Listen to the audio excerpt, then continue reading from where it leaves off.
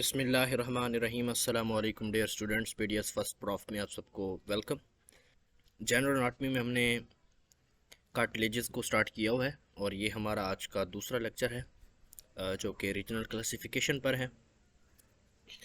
तो regional classification cartilage की मैं बात करूँ डियर स्टूडेंट्स, इससे पहले हम स्ट्रक्चरल और फंक्शनल क्लासिफिकेशन को भी पढ़ चुके हैं। अगर आपने अभी तक वो लेक्चर नहीं देखा तो उसका लिंक मैंने डिस्क्रिप्शन में दे रखा है, वहाँ से जाके आप देख सकते हैं। मैं रीजनल क्लासिफिकेशन की बात करूं कार्टिलेजेस की, तो ये लोकेशन बेस्ड है। हमारी बॉडी के डिफरेंट पार्ट्स में जो है ये तीनों टाइप्स पाई जाती हैं और इन्हीं तीनों टाइप्स को कार्टिलेज की हाइलिन, इलास्टिक और फाइब्रो कार्टिलेजेस जो हैं इन्हीं को फिर रीजन के हवाले से इनका नाम दिया गया है। याद रखिएगा, रीजनल क्लासिफिकेशन में हम सिर्फ और सिर्फ एनाटॉमिकल डिस्ट्रीब्यूशन के ऊपर फोकस करेंगे और जबकि जो बेसिक टाइप्स हमारे पास कार्टिलेज की हैं वो तीन ही हैं, जबकि कार्टिलेज की जो टाइप्स हैं हमारे पास वो सिर्फ ये तीन ही हैं। यही कार्टिलेजेस आगे एनाटॉमिकल डिस्ट्रीब्यूशन में पाई जाएंगी, बस इनका वहाँ पे जो नाम होगा वो क्या होगा, एनाटॉमिकल पोजीशन के अकॉर्डिंग होगा। मैं सबसे पहले बात करूं तो आर्टिकुलर कार्टिलेज है। ये वो कार्टिलेजेस होती हैं जो कि साइनोवियल जॉइंट्स के एंड पर पाए जाते हैं, यानी कि जो हमारे पास लॉन्ग बोन्स का एंड होता है जहाँ पे जॉइंट बन रहा होता है तो उन पर जो है ना ये मौजूद होती हैं। उसमें जो है हाइलिन कार्टिलेज पाई जाती है। इनका काम क्या होता है कि ये जॉइंट्स के एंड पर होते हैं तो ये फ्रिक्शन को रिड्यूस करने में काम आती हैं। उसके अलावा शॉक अब्जॉर्बर के तौर पर भी जब किसी किस्म की मूवमेंट आती है तो उसमें भी ये जो है सर्व करती हैं। मैं कॉस्टल कार्टिलेज की बात करूं तो कॉस्टल कार्टिलेज बेसिकली ये हमारा जो एंटीरियर रिब केज है ये इनमें पाई जाती है। ये रिब को स्टर्नम से कनेक्ट करती हैं। इसमें भी हाइलिन कार्टिलेज पाई जाती है और इसका जो कोस्टल कार्टिलेज है इसका फंक्शन ये है कि जब हम ब्रीदिंग करते हैं तो जो हमारा थोरैसिक केज है उसकी एक्सपेंशन और फ्लेक्सिबिलिटी को जो है ना ये प्रोवाइड करती है। नेज़ल कार्टिलेज की मैं बात करूं तो नेज़ल नोज से है और एक्सटर्नल नोज जो हमारे पास है लैटरल और एलर कार्टिलेजेस वगैरह हो गया, नेज़ल सेप्टम हो गया, और इसमें भी ज़्यादातर हाइलिन कार्टिलेज पाई जाती है। मैं फंक्शन की बात करूं तो ये जो है ना हमारा जो नाक है, नोज़ है, उसकी शेप को जो है ना ये बनाती है। उसके अलावा नेज़ल स्ट्रक्चर्स को सपोर्ट करती है। लैरेंजियल कार्टिलेज की मैं बात करूं तो जो हमारा लैरिंक्स है, वॉइस बॉक्स है, जिसमें हमारा थायराइड भी और क्रिकॉइड, एरिटनॉइड, एपिग्लॉटिस, ये सारी की सारी चीज़ें आ जाती हैं लैरेंजियल कार्टिलेज के अंदर।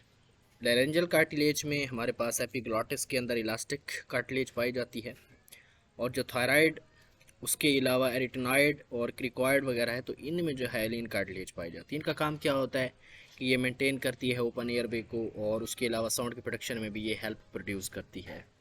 Which type of cartilage is present in external nose or nasal septum?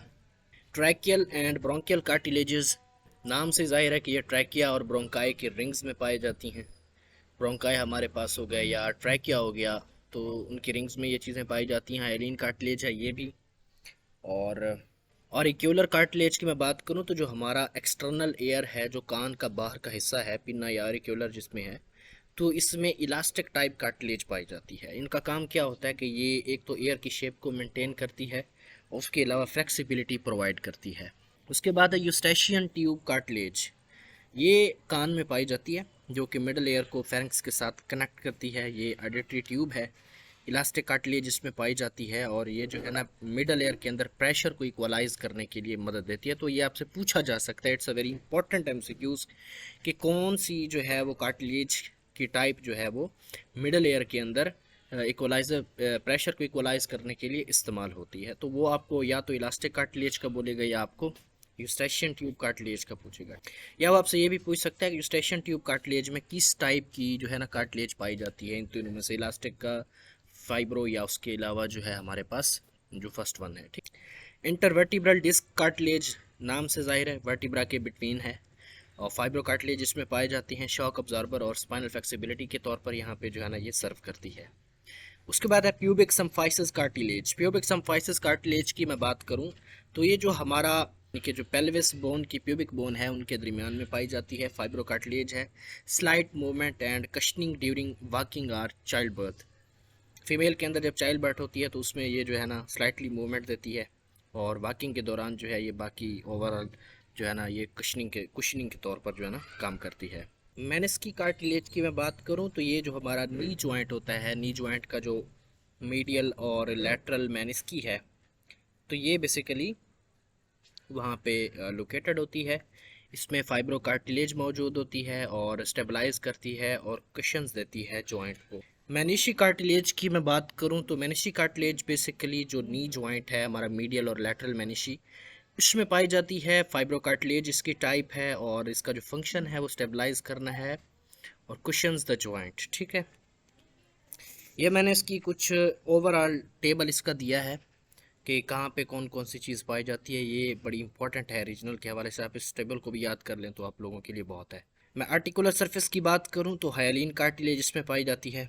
हायालाइन cartilage पाई जाती है, स्मूथ जॉइंट मूवमेंट देती है। रिब्स में जो हमारे पास कोस्टल कार्टिलेज होती है उसमें भी हायालाइन पाई जाती है, चेस्ट एक्सपेंशन में ये काम देती है। नोज़ जो है ये स्ट्रक्चरल सपोर्ट प्रोवाइड करती है, इसमें भी हायालाइन कार्टिलेज है। अच्छा, लैरिंग्स हमारे पास जो है इसमें हायालाइन और इलास्टिक दोनों पाए जाते हैं। ठीक है, ट्रैकिया और ब्रोंकाई की मैं बात करूं तो इसमें हायालाइन है, ये हमारा जो एयर वे होता है उसको ओपन करने के लिए इस्तेमाल होता है। एक्सटर्नल एयर की मैं बात करूं तो ये भी इलास्टिक है, फ्लेक्सिबल सपोर्ट प्रोवाइड करता है।